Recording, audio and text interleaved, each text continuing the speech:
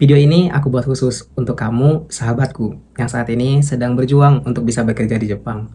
Mungkin juga kamu yang baru memiliki keinginan untuk bisa bekerja di Jepang dan setiap hari hanya bisa membayangkan gimana ya rasanya bisa bekerja di negeri Sakura, di negeri Jepang. Bahkan mungkin kamu yang punya keinginan besar untuk bisa kerja di Jepang, tapi belum tahu bagaimana caranya dan nggak tahu bagaimana cara mewujudkannya. Tiap hari kamu hanya bisa membayangkan, tiap hari kamu hanya bisa berharap dan bermimpi. Tapi percayalah teman-teman, dari setitik keinginan itu, dari setitik keharapan itu, percaya tidak percaya, itu bakal jadi kenyataan loh. Itu yang setiap hari, dari dulu sampai detik ini, selalu aku yakini. Kalau kita punya mimpi, itu terus dijaga. Dan jangan cuma dijaga, tapi dicoba untuk kita wujudkan. Dulu, tahun 2020, aku pun sempat menyerah. Pada tahun 2019, sekitar pertengahan, aku mulai berproses untuk kerja di Jepang.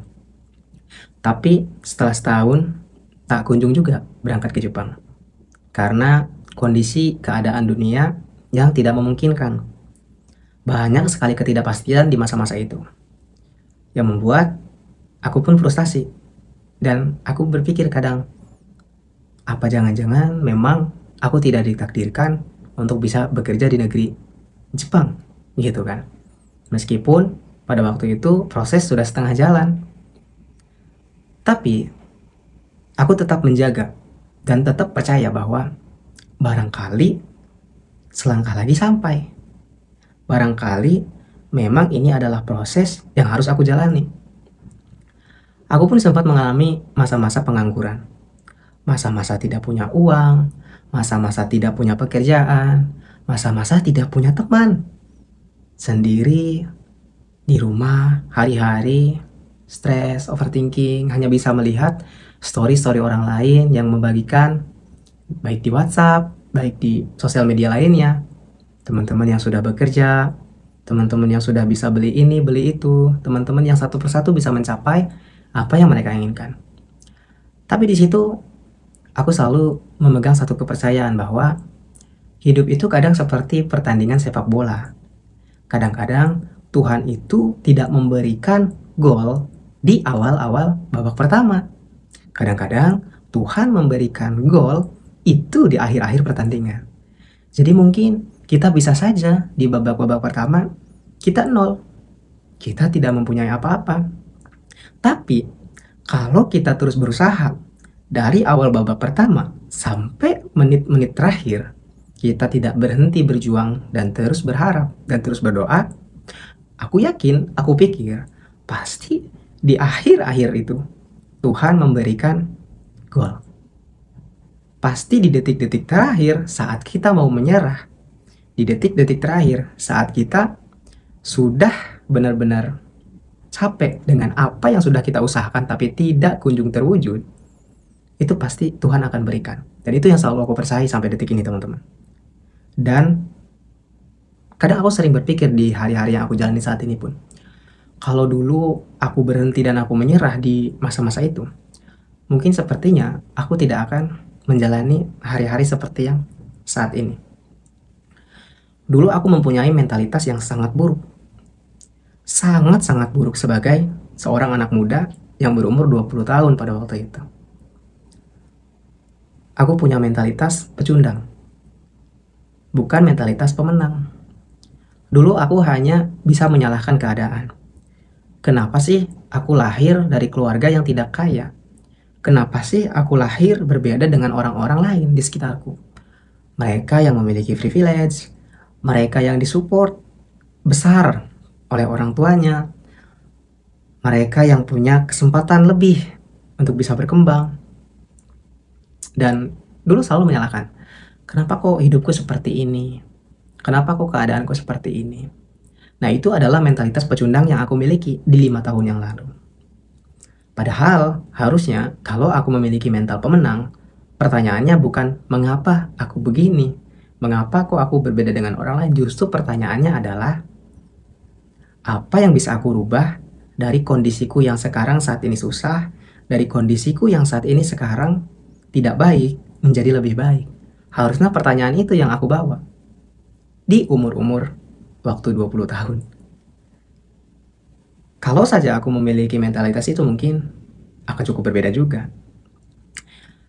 Sampai pada akhirnya ada satu waktu, ada satu titik yang benar-benar menyadarkan, yang benar-benar membangkitkan, yang benar-benar membunuh mentalitas pecundangku. Dulu aku hanya menggantungkan harapan pada Jepang. Dulu aku hanya menggantungkan harapan bagaimana caranya bisa kerja di Jepang. Jepang, hanya Jepang satu pintu yang aku tuju, yang aku lihat. Sehingga saat Jepang tidak kunjung membuka pintu untuk orang asing bisa bekerja di negaranya, akhirnya aku harus menganggur. Karena tujuannya hanya Jepang. Kalau saja dibuka sedikit pikirannya bahwa ternyata bukan hanya satu pintu saja di dunia ini untuk bisa cari uang, untuk bisa kita dapat rezeki, tapi ada banyak pintu lain yang harus juga kita coba. Memang tujuan utama kita ke sana, tapi untuk kita bisa mencapai tujuan kita ke sana, dan kalau tujuan itu masih jauh, kita bisa coba pintu lain di yang terdekat yang ada di sekitaran kita. Ada satu waktu dan satu momen. Waktu itu aku diajak piknik sama sahabatku, sama temanku. Nah, niatnya pikniknya itu berdua. Orang nggak punya duit diajak piknik. Sebenarnya aku udah nolak berulang kali. Aku bukan tipikal orang yang suka healing, bukan tipikal orang yang suka piknik.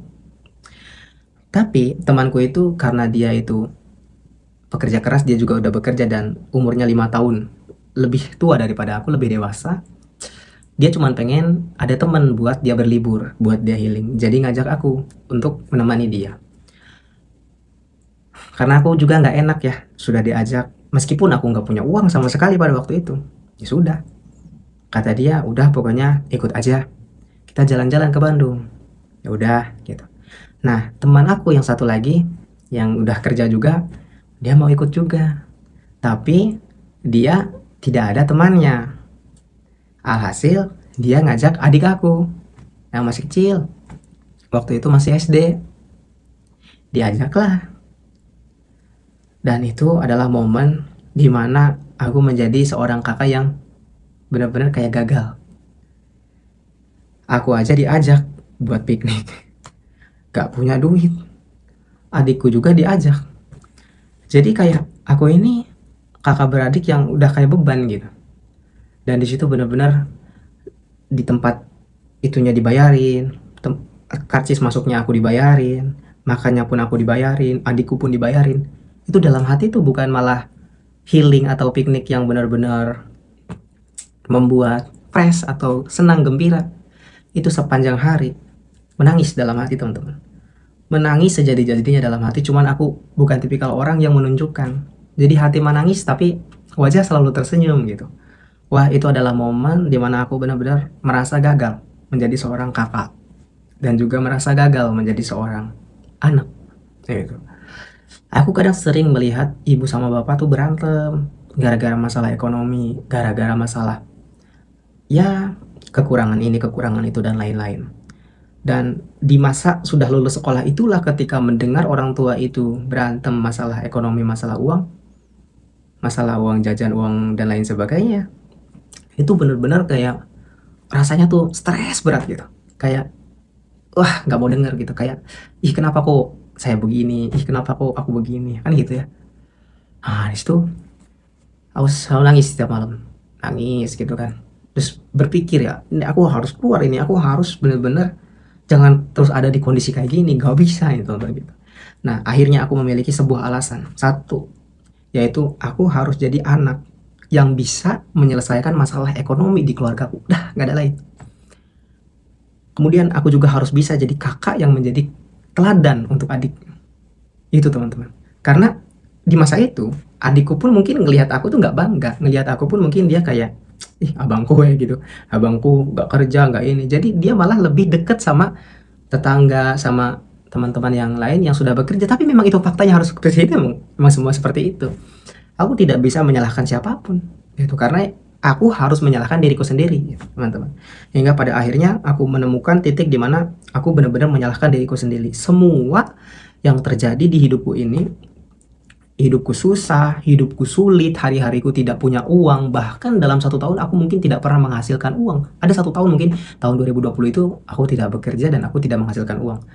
Barulah di tahun 2021 aku benar-benar serius. Kerja apapun gak usah pilih-pilih waktu masih miskin. Pokoknya mah udah kantongin aja dulu masalah gengsi, masalah mau direndahin sama orang, dihinain sama orang juga nggak apa-apa. Itu mindset yang aku miliki pada saat itu. Udah pokoknya mah semasa ini masih susah, masih sulit, nggak bisa jajan, nggak bisa kasih orang tua, dah pokoknya mah apapun pekerjaannya aku siap. Waktu itu aku punya mental itu tahun 2021, teman-teman. Itu mulai cerah tuh kehidupan. Wah, kerjaan apapun libas, ada potensi cuan, ada potensi dapat duit selagi itu halal, aku gas. Nah, ternyata teman-teman, ketika kita memiliki satu alasan ya, alasan yang kuat gitu, bahwa aku ini pengen jadi anak yang bisa mengentaskan ini masalah ekonomi di keluarga. Mau nggak mau, saya nggak mau lagi minta sama orang tua, saya mau ngasih ke orang tua. Nah, saya nggak mau ngasih sama adik, saya pengen jadi teladan bagi adik-adik saya. Dari situlah itu mulai kebangkitan, teman-teman. Seorang ojek des yang dulu memiliki mental pecundang. Dulu mental pecundang kayak ini, udahlah hidup kayak gini juga nggak apa-apa, harta nggak dibawa mati, udah sabar aja, bersyukur aja gitu. Udah bersyukur aja Jak dengan kehidupan yang kayak gini. Banyak orang yang nggak punya tempat tinggal, bersyukur. Tapi kalau kita terus memiliki mindset yang seperti itu adalah mindset yang egois. Kita cuma mementingkan diri kita sendiri. Kalau kita punya uang, kalau kita bisa cari uang, kalau kita bisa bekerja, kita bisa bantu mama, kita bisa bantu bapak yang kesusahan. Jadi udah nggak ada lagi pertengkaran. Nggak ada duit nih belanja, nggak ada duit nih adik, nggak ada jajan nih, selesai semuanya. Itu mulai berubah secara pemikiran, mulai bekerja dengan semangat, kepercayaan diri mulai tumbuh, teman-teman. Yang tadinya pemalu, yang tadinya malu-malu hilang. Makanya aku nggak malu bikin video kayak gini. Kenapa aku nggak malu buat selalu tampil di kamera di sosial media? Apa yang harus malu? Justru aku pernah ada di titik yang sangat memalukan, menjadi seorang kakak yang gagal, menjadi seorang anak yang gagal, yang tidak bisa kasih uang ke orang tua, yang tidak bisa kasih jajan ke adik. Justru dengan aku terus buka kamera seperti ini, justru dengan aku terus show off setiap hari, teman-teman ya, aku buat video di YouTube, di mana dari sinilah aku bisa bagi uang untuk ibu, bagi uang untuk adik, menyediakan makanan di meja makan keluarga. Itu. Jadi ada yang lebih penting daripada sekedar kayak aku dihina, direndahkan, dicaci maki, komentar buruk, apapun silahkan. Karena memiliki satu alasan yang lebih penting. Masalah sakit hati, kalau kata Pak Prabowo, udahlah. Karena ada yang lebih penting daripada sekedar sakit hati dihinakan apapun. Jadi pesan untuk teman-teman semua di sini, mungkin hari ini kamu belum sampai, mungkin hari ini belum terlihat hasilnya, tapi teruslah jaga mimpi kamu. Suatu hari kamu pasti bisa sampai ke negeri Jepang yang kamu inginkan. Kalau misalkan hari ini belum ada biayanya, cobalah untuk bekerja dulu. Bekerja serabutan, apa aja yang ada di kampung. Mau kuli bangunan, mau kerja kasar, mau kerja kotor, gak apa-apa. Yang terpenting, satu, kita bisa menghidupi diri kita sendiri dan mulai menabung untuk biaya proses bekerja di Jepang. Itu yang terbaik daripada cuman hanya overthinking, membayangkan, membandingkan, menyalahkan keadaan. Kok aku seperti ini, kok orang lain beda, kok orang lain bisa, kok aku enggak. Mulai untuk berani terlihat rendah, berani untuk dipandang rendah. Selesai, teman-teman. Dah, semasa kita masih susah, semasa kita masih miskin, gas. Gak usah ada malu-malu, gak usah lagi ada perasaan gengsi gimana. Apapun, jalani. Internet sudah sangat terbuka sekali. Siapapun bisa menyalakan kamera. Bahkan kalian yang saat ini sedang menonton video aku, kalian punya HP dan kamera kalian bisa dipakai. untuk kalian mungkin bisa tampil. Dan barangkali dari tampilnya kalian di media sosial, ada satu jalan yang bisa membawa kalian selangkah lebih dekat menuju Jepang yang kamu impikan. Itu. Jadi ya seperti ini, aku coba pengen ngajak ngobrol empat mata. Ya kan, kita dekat nih. Aku lihat ke kamera, kamu juga lagi lihat HP kamera ya. Gitu. Jadi sudahlah, jangan cuman overthinking, jangan cuman menyalahkan keadaan, jangan terus bertanya-tanya, jangan terus, tapi boleh bertanya, tapi dengan pertanyaan yang benar, jangan pertanyaan yang salah. Jangan mengapa kok aku begini, mengapa gini, jangan. Tapi apa yang bisa aku rubah dari kondisi saat ini, dari kondisi yang tidak baik menjadi lebih baik? Apa kegiatan yang bisa membawa aku selangkah lebih dekat? Hal apa yang bisa membuat aku menjadi lebih baik setiap hari? Bagaimana caranya aku bisa terus bertumbuh, berkembang, dan mencapai segala yang aku impikan? Itu teman-teman.